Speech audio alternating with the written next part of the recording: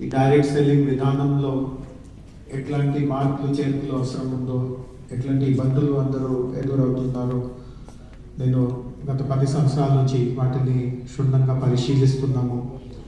మన రాష్ట్రంలో ఈ డైరెక్ట్ సెల్లింగ్ లావాదేవీల కోసం ఒక మంచి వాతావరణం తయారవ్వాలి, దానికోసం కృషి చేస్తున్నాము.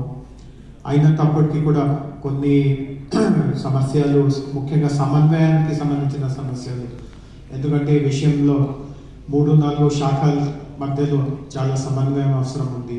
ఇందాక మీరు చౌహాన్ గారిని చూశారు, ఆయన ఒక చాలా కీలక శాఖ తరఫున ప్రతినిధిగా ఇక్కడికి ఈ సమావేశానికి వచ్చారు. కన్జ్యూమర్ అఫేర్స్ శాఖకి ఈ రంగంలో చాలా బాధ్యతలు ఉంటాయి. అదేవిధంగా ఇండస్ట్రీ శాఖ తరఫున నేను ఉన్నాను. అండ్ వీటన్నిటితో పాటు పోలీస్ నుంచి కూడా మనకు అన్ని రకంగా